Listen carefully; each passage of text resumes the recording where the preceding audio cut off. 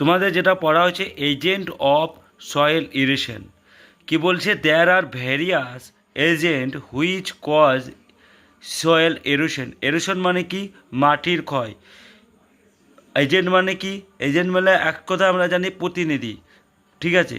তো কথা হচ্ছে অনেক জিনিস আছে যেগুলোর ফলে আমাদের মৃত্তিকা ক্ষয় হয়, মাটির ক্ষয় হয়। যেমন ধরো আমাদের যদি বাংলা ভাষায় বলতে যাই, তো বন্যার ফলে আমাদের মাটি ক্ষয় হয়। বন্যা মানে কি, বন্যা শব্দটি কার সঙ্গে জড়িত, অর্থাৎ নদীর সঙ্গে জড়িত। নদীতে বন্যা কখন হয়, নদীতে বন্যা হয় তখনই যখন অতিরিক্ত বৃষ্টিপাত হয়, যার ফলে কী হচ্ছে, অতিরিক্ত বৃষ্টিপাতের ফলে আবার কী হচ্ছে, তোমার মাটি ক্ষয় হচ্ছে। কী বলছে দেখো, rainfall is one of the important agent of soil erosion. মাটির ক্ষয়কারীর মধ্যে মৃত্তিকা ক্ষয়কারীর মধ্যে সবথেকে গুরুত্বপূর্ণ হচ্ছে রেনফল।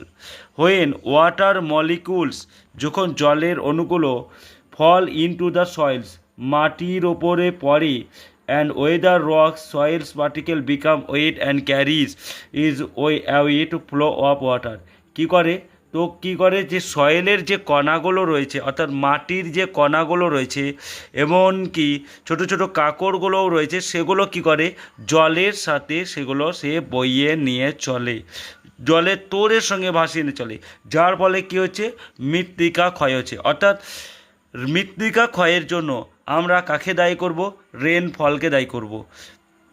তোমরা দেখো যখন অল্প বৃষ্টিপাত হয় তখন কী হয়, অল্প বৃষ্টিপাতের ফলে কী হয়, কাদার সৃষ্টি হয়। যখন অতিরিক্ত বৃষ্টিপাত হয় দেখবে তোমাদের বাড়ির উঠোনটা সম্পূর্ণরূপে চটান হয়ে গেছে, অর্থাৎ চটান হয়ে যাওয়ার ফলে কী হচ্ছে, শক্ত হয়ে যাচ্ছে। অর্থাৎ জানবে যে তোমার বাড়ির উঠোনের যে ধুলো বালিগুলো ছিল সেগুলো ভেসে গেছে, কিসের জন্য, অতিরিক্ত রেনফলের জন্য।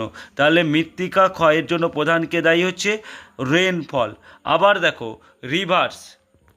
রিভার্সও দায়ী, অর্থাৎ তো কি নদীও দায়ী। কী বলছে, run off water carries weather particle streams, rivers transport of the fine soil particle and deposit them lakes and reservoirs. কী করে, নদীর তার দুই কূল ভাঙে। আমাদের যেমন গঙ্গা নদীর ভাঙন রয়েছে সব থেকে বিখ্যাত, মুর্শিদাবাদের মধ্যে গঙ্গার ভাঙন বেশি হয়।